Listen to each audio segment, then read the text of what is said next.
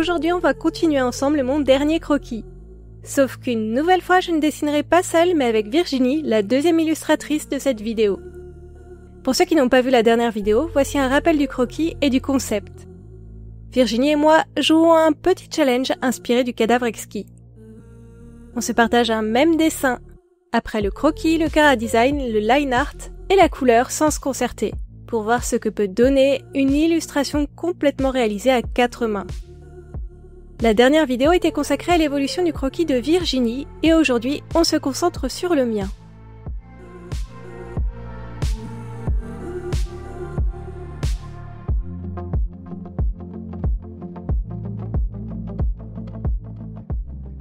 J'ai envoyé mon croquis à Virginie sans aucun contexte, en la laissant libre d'y dessiner le chara-design de son choix. Et du coup, ça t'inspire quelque chose ou pas encore? Là, me poser, il va falloir attendre de me poser pour savoir dans quel univers je vais bifurquer. J'ai hâte de voir, pareil, aussi sur la gamme de couleurs, ça va... Il y a tellement de choses qui sont possibles. Ça va être trop bien. Trop bien. En ce moment, on la voit justement en train de travailler là-dessus, et moi de mon côté, je ne savais pas encore ce qu'elle était en train de faire. Personnellement, j'avais dans l'idée d'en faire une sorcière, mais comme je ne lui ai rien dit, ça m'étonnerait qu'elle parte sur cette idée.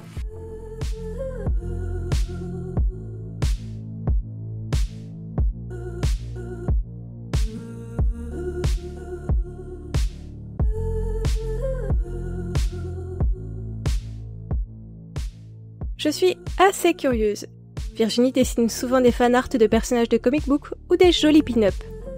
Mais quelque chose me dit qu'elle partira plutôt sur un personnage original. Quoique son croquis à elle partait bien vers de la pin-up. Évidemment, vous qui voyez son timelapse, en ce moment vous savez déjà sur quel thème elle est partie. Mais moi je ne le découvre que maintenant. Je vais te l'envoyer. Alors, le JPEG. Ah, il est trop mal.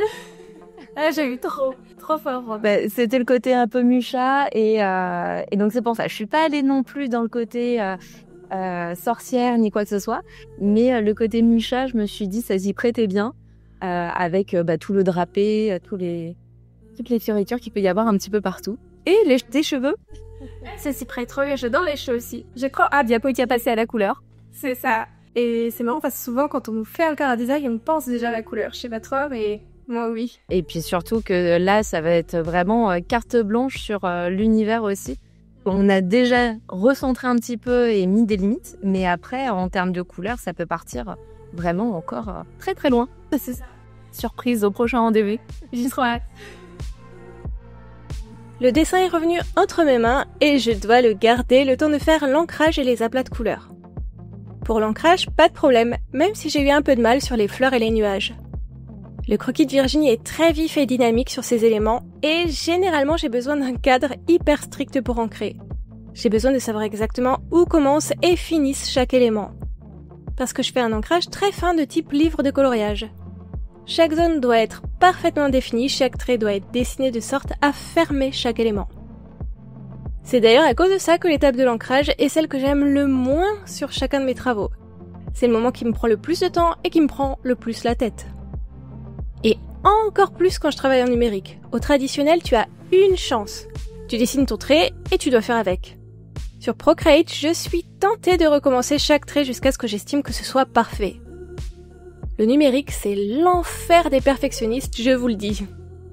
Il faudrait que j'apprenne le lâcher-prise un jour, et que je me trouve des challenges ou des exercices qui m'aideraient à faire un ancrage numérique plus rapide et plus instinctif.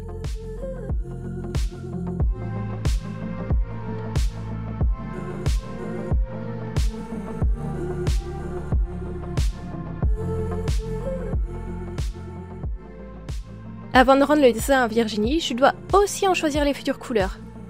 Et je me suis inspirée de la palette de couleurs d'une des illustrations de Musha.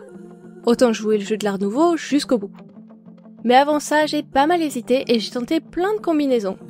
C'est plus dur de choisir des couleurs quand on découvre un chara-design fini plutôt que quand on le dessine soi-même.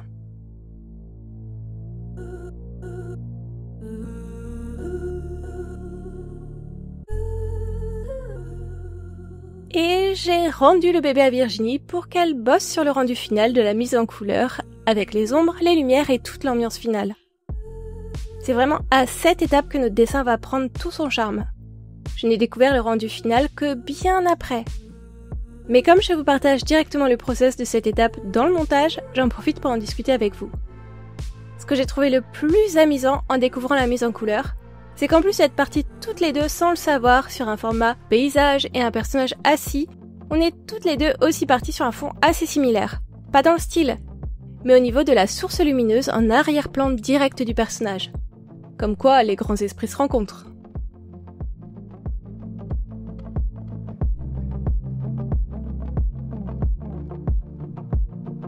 Ce que j'ai aussi découvert en regardant les vidéos que Virginie m'a envoyées, c'est qu'elle avait travaillé sa mise en couleur sur Photoshop. Super rare pour moi ces derniers temps d'utiliser ce logiciel. Et c'est toujours super intéressant de voir les logiciels que choisissent les autres artistes et leurs méthodes pour arriver au résultat final. Et en parlant de résultat final, voici l'illustration terminée. Qu'est-ce que vous en pensez? Vous aimez? Vous préférez le résultat de ce croquis ou celui de la dernière vidéo? J'ai hâte d'avoir vos avis et encore merci à Virginie d'avoir collaboré avec moi sur ce joli projet. J'ai hâte de refaire ce type de concept avec de nouveaux artistes. Si vous avez des noms à me suggérer, n'hésitez pas. Et sur ce, moi je vous dis à bientôt!